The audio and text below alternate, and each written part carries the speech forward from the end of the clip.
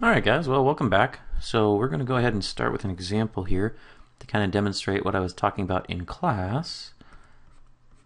So we'll have some function f of x over here, and we'll pick a different function which we'll call h of x. And what we'll do is we'll let h of x be some transformation of the original f of x. So h of x is going to equal let's just try -2 times our f value. Okay, so that's our f function. But now let's do something to the inputs as well, because that always seemed to be interesting. That's where the problems usually came up. So for this one, let's do -3x minus 6. And then out at the end, we'll do just a little shift here as well, which will go plus 4. Okay. So the main issues that students were having were the fact that this x over here is not the same as the x over here. As a matter of fact, they're completely different. This was a function that has been transformed to be this function. So over here, typically what that means is we will actually start with values that we know. So inside here will be the x value that we know.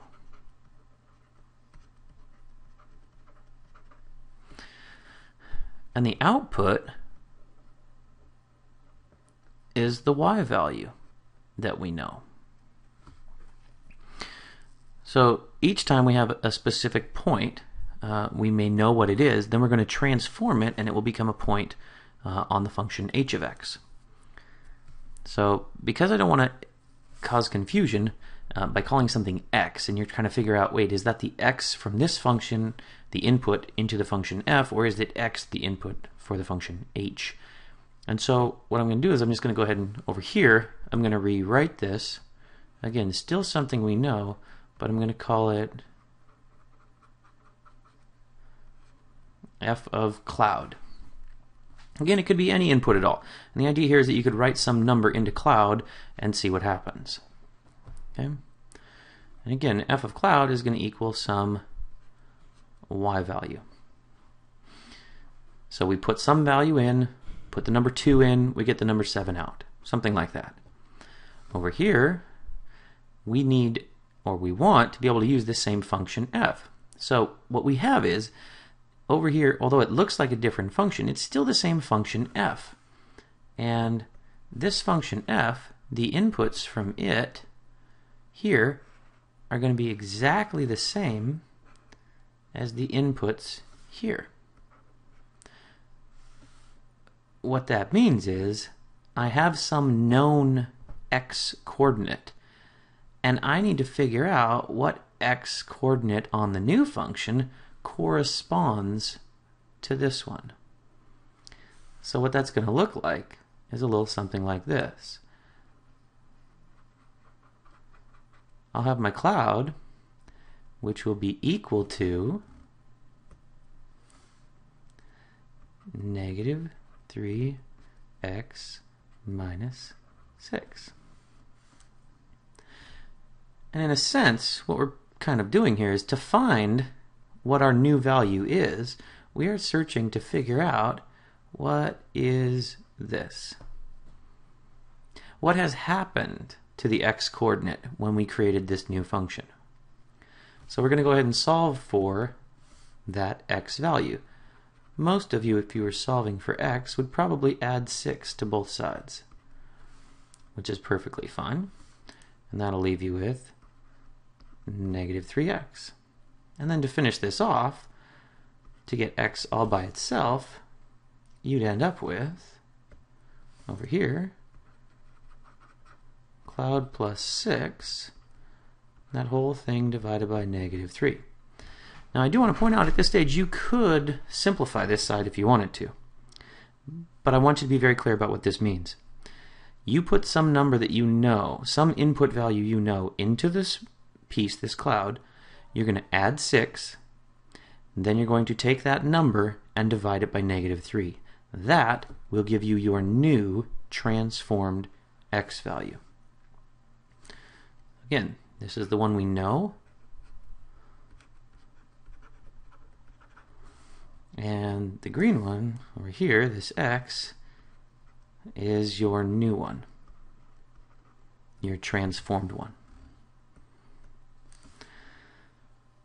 Okay, so you could simplify this if you'd wanted to. If you were simplifying this, you might end up with cloud divided by -3, and -3 divided into +6 becomes a -2. So we could have that as well, equals x. So what this is saying is either you take your known quantity, you shift it right 6, flip it over, and then divide it by 3, which is a compression, or take your starting value, flip it over the axis, which in this case, because it's an x coordinate, we'd be flipping it over the y-axis, compress by a factor of 3, and then shift it left 2. Both of those will get you to exactly the same place. Those are the x coordinates. Over here, remember that our f of x is a y coordinate. And this description over here lets you know exactly what's happening to your y coordinate. We could rewrite this as h of x is equal to -2 times our y coordinate plus 4. So in the end, what we have is we have a function where we actually know this y value.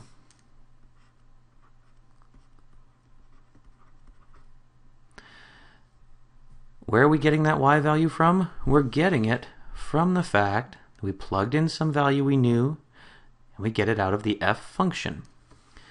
Now, sometimes in order to get that value out, we have to put in a slightly different one, different input value, into the transformed function. Okay. So if we knew originally that f of the number 3 is equal to 6. So this is what we know.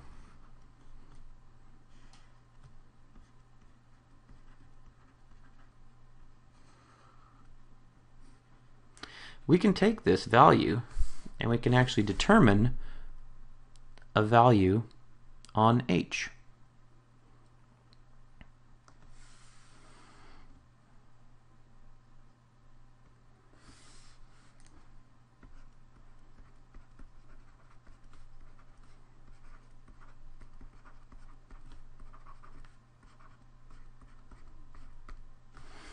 Okay, again, this is the known value right here. We know this x value.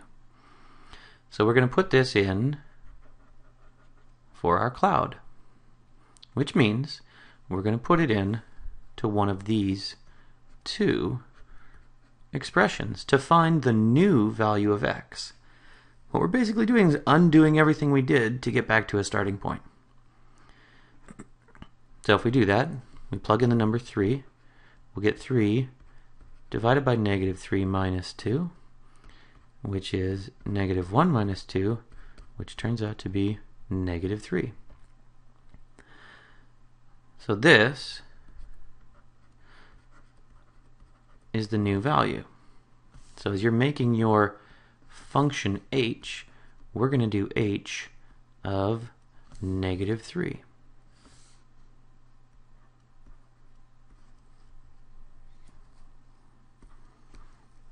Okay, we're putting this value in.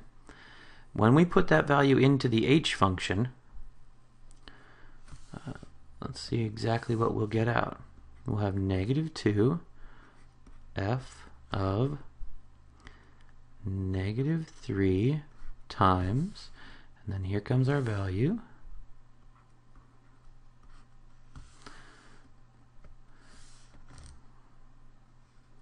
All right.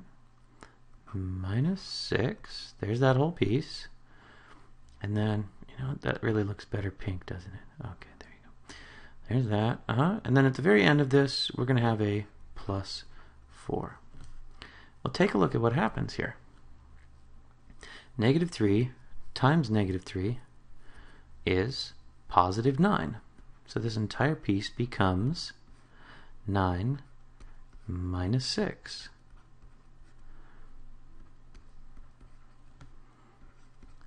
And 9 minus 6 is 3. Well, back up here, we know that f of 3 is 6. So we're going to put that where we have f of 3. And now we have negative 2 times the 6 plus 4. The end result, negative 12 plus 4, which is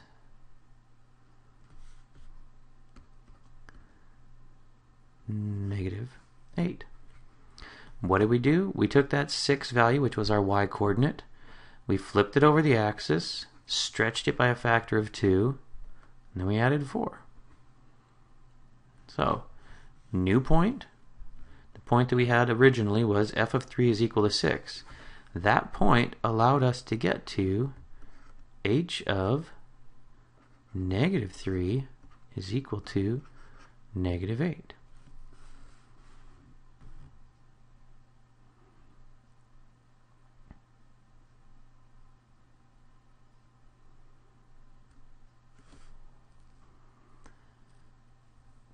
Again, you can look at this in many different ways based on what we're doing.